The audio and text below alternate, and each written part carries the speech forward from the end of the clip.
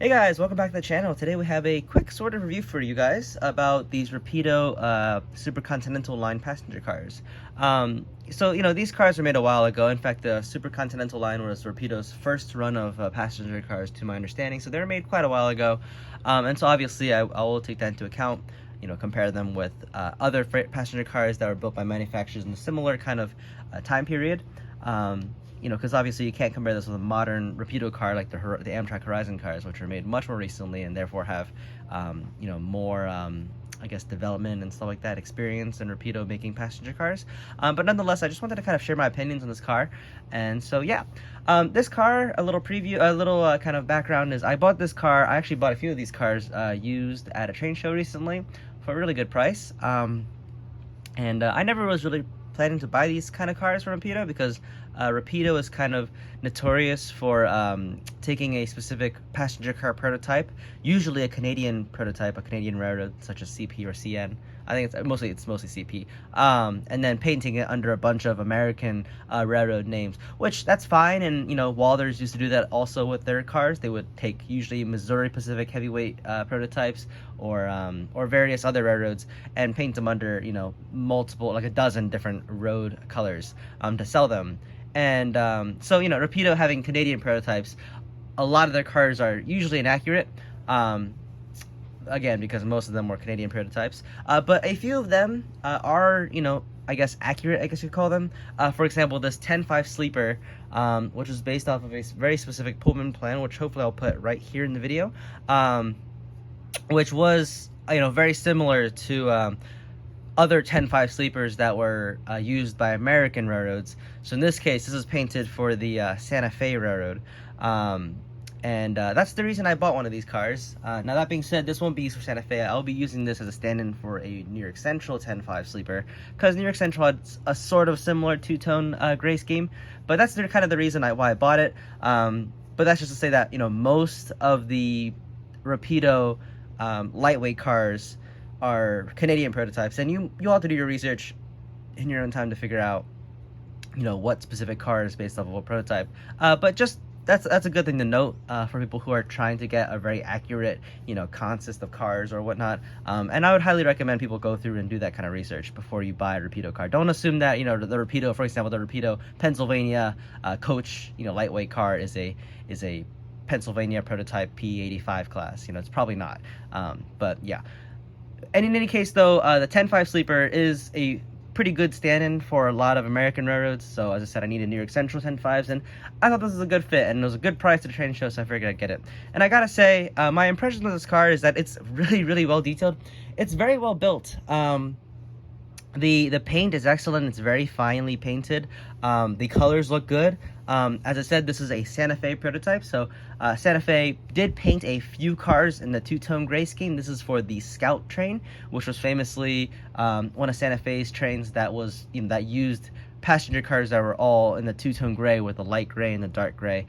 This specifically represents a 10-5 sleeper on the Scout train. I believe before 1953. So after 1953, Santa Fe painted, I believe, the roof silver, and then also re-lettered it to Santa Fe as opposed to Pullman. And then in the 60s, they actually repainted these with just a single tone gray. Santa Fe only had two Cascade cars. It was Cascade Mills, and but in any case, Rapido did a great job with the paint. I think it looks really good. The lettering also looks very sharp and crisp, as you can see here. It is applied very evenly. I really do like the flush mounted windows and the colored window gaskets, the silver gasket trims, which is a really nice touch, and that's something that's kind of hard to do yourself if you're trying to paint these cars yourself. One really nice thing is I really like how Rapido likes to add the window curtains. Now, the curtains are more or less all on the same level, and obviously in real life these curtains would you would see them all on different levels depending on how the passenger the passenger themselves decide to put the window curtains. So you usually see a train car like this with curtains on different levels, but they just have it all evenly, which is fine. Obviously that's what a good car looks like. But yeah, I do like the window curtains. They do look really real, and I can definitely appreciate that. This car is also very detailed. As you can see, there's a lot of separately applied wire grabs everywhere. You can see on the end here, you guys can see that. There you go, the end. There's a very finely made gate, which is actually really nice looking. If you guys didn't know, you know, at the end, usually I think it was the very front car and the very last car of a train would have a gate if there was no observation car, you know, just to prevent passengers from going between cars. And sometimes the gates would be on for partitions if, you know, if certain you know, passengers weren't allowed to go, you know, past a certain you know, area. So that was prominent in the earlier times, but yeah, it's a really nice touch. And so, you know, if this is the last car of the train, it'll look really nice with the gate. That's something that a detail often is overlooked on a lot of passenger cars. So you'll see like a train where the very last car doesn't have a gate, and you know, that's just not right. Rapido also gives you marker lights, which are included but not applied, which you can add to the very last car of the train if you do decide that this is the very last car of your train, which is a very nice touch. I will say that some of the details are a little bit fragile, like these here. These stirrup steps on the end, on both sides in fact, are pretty fragile, and also they don't really have great fittings. I know this is a used car, so obviously from the factory, hopefully they don't look like this, but I have seen a lot of these used cars have like poorly fitted end steps. You can see the big gap here, and I don't really know why that's the case, but yeah, that does seem fairly common on all these Rapido cars. I've seen a bunch of used ones on eBay, and they also have a similar problem. But yeah, overall, as I said, the detail looks really good. Everything that is molded on is very finely molded. Like, this is a very sharp mold. It looks very good. The roof seams are very, you know, crisp and distinct. And obviously, Rapido cars, if you guys didn't know, they're very well known for their underbody detail. So as you can see here, Rapido did a fan-frickin-tastic job on the underbody detail. Now, all of this is plastic. I would like to see, ideally, in a perfect world, this would be, you know, wire, form to wire, you know, piping, as opposed to just like really flimsy plastic, because plastic can break really easily, and then it's really hard to, you know, glue back together. So in a perfect world, it'd be metal or wire, brass wire, but this is fine. And honestly, you really shouldn't be touching the underbody details. It's kind of hard to damage it, honestly. But it just looks really fantastic, and Rapido did a fantastic job. And they're, you know, they're well known for really killing it on the underbody details on passenger cars. Personally, I don't really care that much for underbody detail. I know it looks nice, but in practice, you're never seeing the bottom of a passenger car, especially with all those battery boxes covering your view. So you never really see the middle anyways. So personally for me, you know, if these cars weren't cheap, I wouldn't pay extra for a car just for the underbody details. And so a car similar, you know, made in a similar time like this, like with the Walthers cars, their underbody details are far more crude. They just have the battery boxes and, you know, the large items, and they don't have any of the piping. And honestly, I'm perfectly fine with that, because you don't see any of the piping anyways. And what I care way more is that the battery boxes and whatnot are in their correct positions, you know, and then not like, you know, placed in the wrong spots. That's far more important to me. But the actual fine piping, for me personally, it's a nice touch, but I wouldn't pay extra for a car like that. In fact, I'd rather probably, you know, get these for cheaper. And the only reason I have this car, as I said, is because I got it for really cheap at a train show. But yeah. But, you know, obviously I got to give props to Rapido for doing this. I could definitely appreciate, you know, how detailed it is. Anyways, the trucks look really good as well. I believe they are plastic. They're made of like the slippery Delrin kind of plastic material, which means that the wheels are very free spinning. In fact, if I put this on the rails, this car rolls unbelievably freely. I don't know if you can see that, but like, yeah, it rolls extremely freely, and that's definitely due to the fact that these plastic trucks are made of that slippery Delrin material, which is great. One thing you will note is that there are no pickups on these trucks. You know, Walthers uses metal sides, and that's why they don't roll that well, is because they have, you know, metal wheels rolling in die-cast sides. There's no bearings. That's why Walthers trucks tend to roll a little more poorly, but the die-cast sides means that it picks up power actually on all four wheels, which is a really nice feature. It prevents, you know, the need for having like contact wipers, like copper wipers or pickups, because the axles themselves just go straight to the die-cast sides of the truck itself, which is a great way to pick up power. These, because they are plastic and you can see there's no pickups anywhere, these trucks do not pick up power. And in fact, that's kind of one of the complaints I have with the Rapido cars. Now, there's definitely a debate to be had with whether battery-powered lights on your passenger cars is a good design. You know, battery power obviously has its advantages. You know, you have the fact that the lights won't flicker ever because it's battery-powered. It's not relying on track power, which can lead to dirty track. Or, you know, the lights can flicker from having dirty track if it is track powered. So battery powered lights means that the lights won't flicker, but also means that the batteries will die eventually, and you have to replace them. And I will give Rapido credit for how easy it is to take off the roof. It is quite easy. You just have to basically push in the sides, and then you could basically just get your fingernail in there and just pull out like this. And you can get the roof off fairly easily, as I said, but that still doesn't negate the fact that I don't want to do this every time I want to replace the batteries, which realistically, it's gonna be, if you keep this car for, say, like 5 years, you have to replace it probably every half a year. You can see the batteries right there. And yeah, it's just a pain. I don't like to. Also, these batteries are really small, so they really don't last that long. That being said, I haven't owned these cars long enough, and I haven't replaced these batteries, to be honest, to see how long they actually last. But I just don't really like battery powered lights. I prefer track powered lights because I could just have my cars, sit on the track and have them lit up all the time and not have to worry about anything. Also, the flicker free circuit, as they call it, the circuit which basically prevents the lights from flickering all the time when the car is traveling on dirty track, which it's basically just a capacitor. It's a really easy circuit to do yourself. In fact, I actually, I've installed lights in nearly all of my Walthers cars. I had like 50 of them at one point, and it's a really easy circuit. It takes like 30 minutes to assemble, adding lights to your cars. It's very cheap. It only costs like $2. So really, flicker-free lighting is not that difficult to install. So I personally strongly prefer track-powered lights. I think it's a little more difficult because pickups are kind of a pain, but Walthers kind of does them for you already, and so it's definitely a little more involved, and it's more difficult to design passenger car. Of course, this is a much easier design because you don't have to worry about where the pickups go and how to hide the wires and all that stuff. But I just don't really like battery operated passenger car lights. Now, that being said, as I said, I know the advantages of it, and I know a lot of people who do prefer this kind of style. It's just not for me, and so realistically, I'm actually probably going to unscrew these, remove this entire thing, and add my own lights and figure out how to add pickups to this car. But yeah, some people prefer it, some people don't. Rapido does sell these modules separately, so you can actually add Rapido's own battery-powered lights to your cars. And what is kind of cool is that the way you turn it on and off is they give you a little like a magnetic wand inside the box, and you could just tap it over. I believe it's over this end.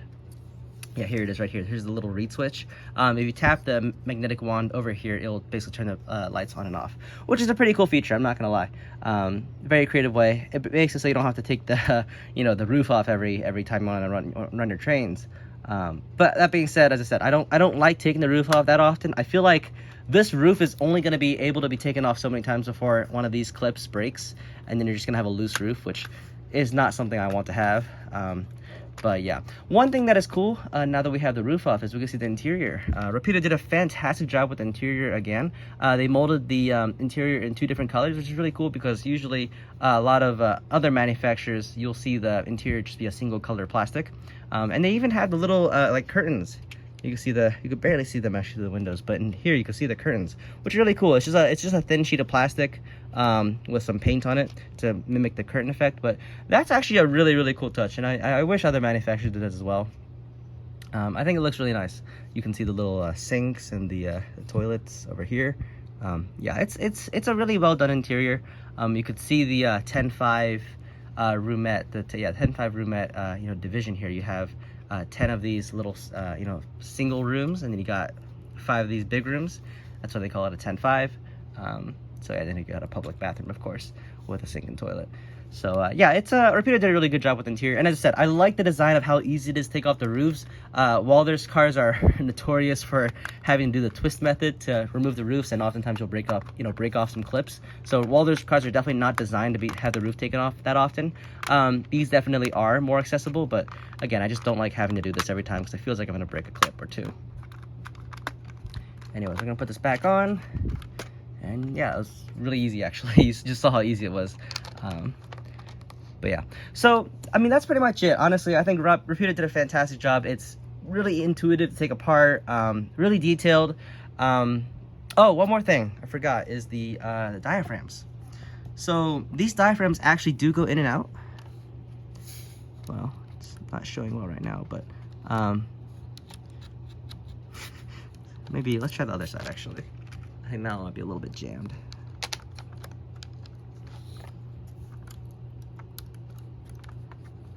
This one's stuck. Well, supposedly they do kind of move in and out, but they are not the most, you know, free to swing. Here we go. That's a little better. Yeah. So I mean, like they definitely, they sort of work. They do go in and out, but apparently the ones I have here are a little bit stuck.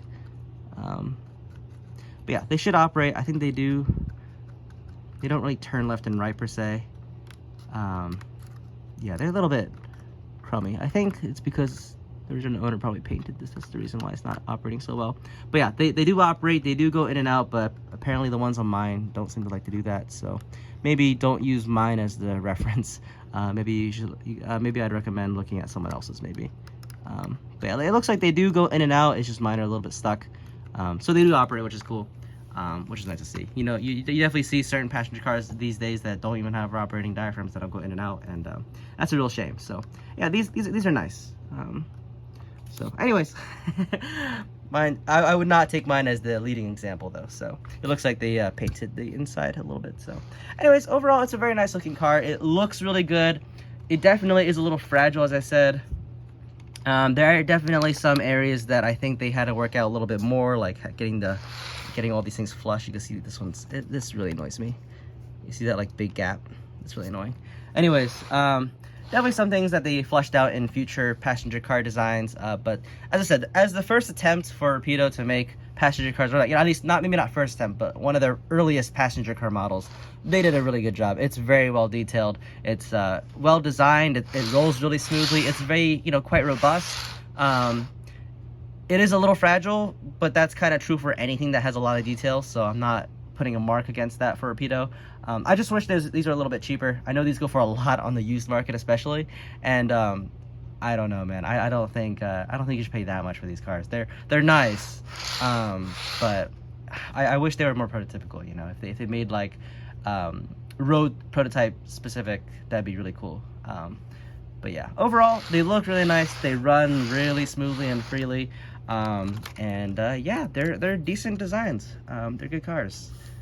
So if there is a passenger car that you were after that is Rapido, I definitely would say go for it. Just be wary of, you know, make sure you handle it very fragilely, because you will get broken details. I've seen a lot of these cars with, like, you know, missing details here and there, and these are usually like the first things to go. So yeah, definitely like watch out for the stirrup steps. If they're missing stirrup steps, it's not a good sign. But yeah, Rapido did a great job on these cars, and I'm sure their more recent designs are even better. So I have full faith recommending these cars, but I would not pay scalper prices on eBay. I would not pay, you know, more than $100 for each of these cars. They're not worth that much. But they are definitely fantastic cars. So I'm not disappointed with these at all. I think they look really great. So anyways, that is my quick review of these cars, my, I guess, initial opinions. So yeah, I'd like to hear you guys' comments. You know, what do you guys think of this car? Do you think it's do you think my criticisms were fair, or do you think there's some things I forgot? Please do let me know down in the comments below. Oh, one more thing I should mention is that supposedly these do run on like 18-inch curves, although I would not recommend that. It does run fine on my 20-inch curves. The coupler boxes might need to be extended a little bit, but they do run fine on my 22-inch curves. But I don't know about anything less than that. That would be a little dicey. I would not recommend that.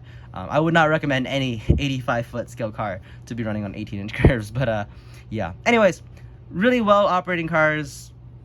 You know, decently heavy, really free rolling, really easy to use, relatively robust for how much detail there is, and overall just a great design from Rapido. So, anyways, I'm not gonna push this video any further. So I hope you guys enjoyed, and yeah, I'll see you guys next time. Take care.